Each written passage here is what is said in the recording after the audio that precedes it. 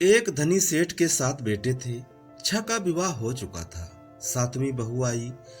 वह सत्संगी माँ बाप की बेटी थी।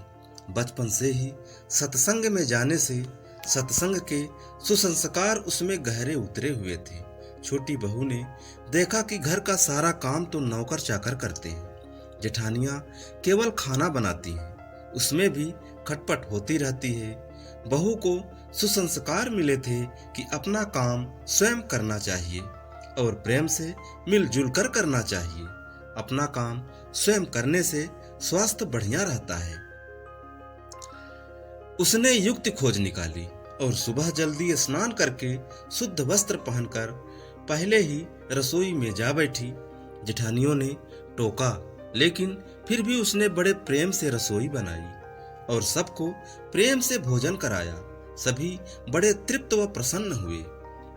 दिन में सास छोटी बहू के पास जाकर बोली, बहू, तू सबसे छोटी है, तू रसोई क्यों बनाती है? तेरी 6 जेठानियां हैं। बहू ने कहा, माँ जी, कोई भूखा अतिथि घर आ जाए तो उसको आप भोजन क्यों कराते हो?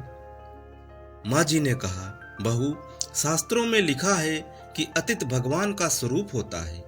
भोजन पाकर वह तृप्त होता है तो भोजन कराने वाले को बड़ा पुण्य मिलता है।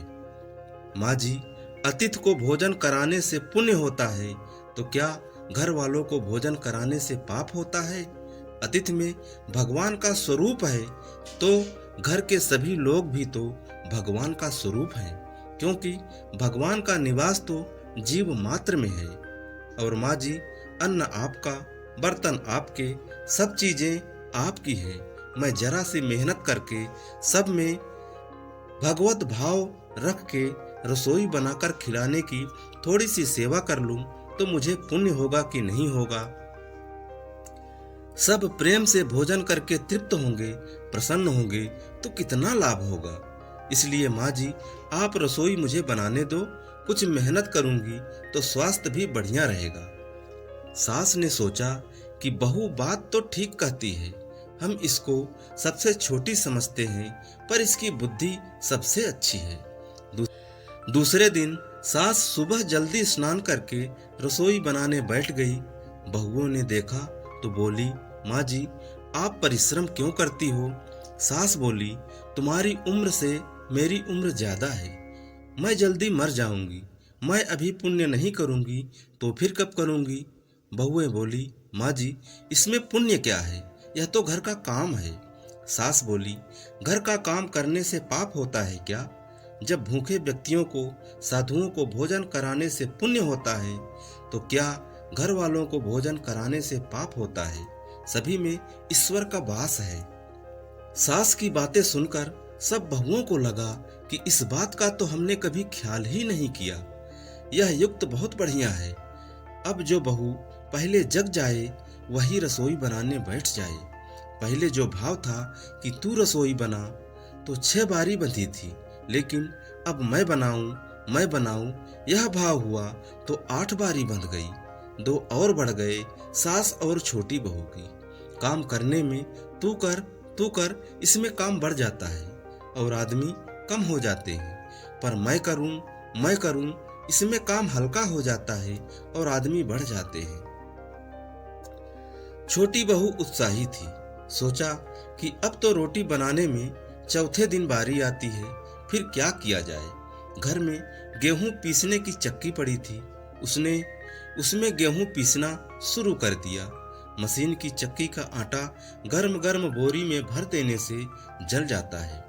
उसकी रोटी स्वादिष्ट नहीं होती, लेकिन हाथ से पीसा गया आटा ठंडा और अधिक पौष्टिक होता है तथा उसकी रोटी भी स्वादिष्ट होती है। छोटी बहू ने गेहूं पीसकर उसकी रोटी बनाई तो सब कहने लगे, आज तो रोटी का जायका ही बदल गया, बहुत स्वादिष्ट रोटी बनी है। सास बोली, बहू, तू क्यों गेहूं पीसती है? अपने पास पैसों की कमी नहीं है। माँ जी, हाथ से गेहूं पीसने से व्यायाम हो जाता है, बहू ने कहा, और बीमारी नहीं आती। दूसरा, रसोई बनाने से भी ज्यादा पुण्य गेहूं पीसने का है। सास और जेठानियों ने जब सुना तो लगा कि बहू ठीक कहती है, उन्होंने अपने अपने पतियों से कहा कि घर में चक्की ले आओ, हम सब गेहूं पीसेंगे। रोजाना सभी जेठानियां चक्की में 2-2.5 सेर गेहूं पीसने लगी। अब छोटी बहू ने देखा कि घर में जूठे बर्तन मांजने के लिए नौकरानी आती है। अपने जूठे बर्तन हमें स्वयं साफ करने चाहिए, क्योंकि सब में ईश्वर है, तो कोई दूसरा हमारा जूठा क्यों साफ करे। अगले दिन उसने सब बर्तन मांज दिए।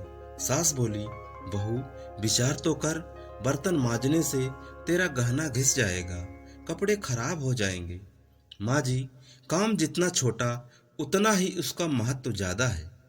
पांडवों के यज्ञ में भगवान श्री कृष्ण ने जूठी पत्तले उठाने का काम किया था। दूसरे दिन सास बर्तन मांजने बैठ गई। उसको देख के सब बहुओं ने बर्तन मांजना शुरू कर दिया। घर में झाड़ू लगाने नौकर आता था। अब छोटी बहू ने सुबह जल्दी उठकर झाड़ू लगा दी। सास ने पूछा, बहू झाड़ू तूने लगाई है? माँ जी, आप मत पूछिए, आपको बोलती हूँ तो मेरे हाथ से काम चला जाता है। झाड़ू लगाने का काम तो नौकर का है, तू क्यों लगाती है? माँ जी, रामायण में आता है कि वन में बड़े बड़े ऋषि मुनि रहते थे, लेकिन भगवान उनकी कुटिया में न जाकर पहले सबरी के कुटिया में गए, क्योंकि सबरी रोज चुपके से झाड़ू लगाती थी, पंपा सर का रास्ता साफ करती थी कि कहीं आते जाते ऋषि मुनियों के पैरों में कंकड़ न चुभ जाए। सास ने देखा कि यह बहू तो सबको लूट लेगी, क्योंकि यह सबका पुण्य अकेले ही ले लेती है। अब सास और सब बहुओं ने मिलकर झाड़ू लगाना शुरू कर दिया।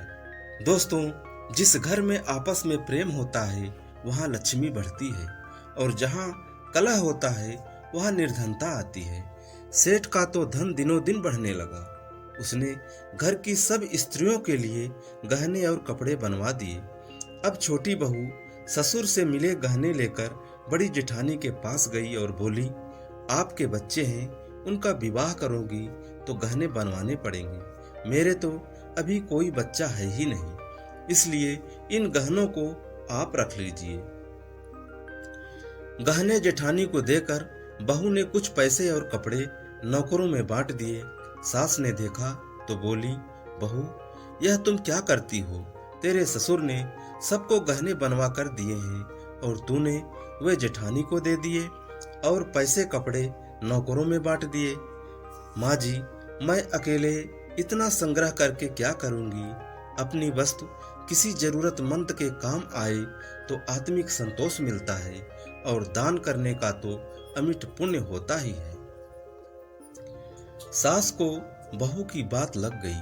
वह सेठ के पास जाकर बोली, मैं नौकरों में धोती साड़ी बांटूंगी और आसपास में जो गरीब परिवार रहते हैं उनके बच्चों की फीस मैं स्वयं भरूंगी। अपने पास कितना धन है, किसी के काम आए तो अच्छा है, न जाने कब मौत आ जाए और सब यहीं पड़ा रह जाए। जितना अपने हाथ से पुण्य कर्म हो जाए अच्छा है। सेठ बहुत प्रसन्न हुआ कि पहले नौकरों को कुछ देते तो लड़ पड़ती थी, पर अब कहती है मैं खुद दूंगी। सास दूसरों को वस्तुओं देने लगी तो यह देख के दूसरी बहुएं भी देने लगी। नौकर भी खुश होके मन लगाकर काम करने लगे और आस पड़ोस में भी खुशहाली छा गई।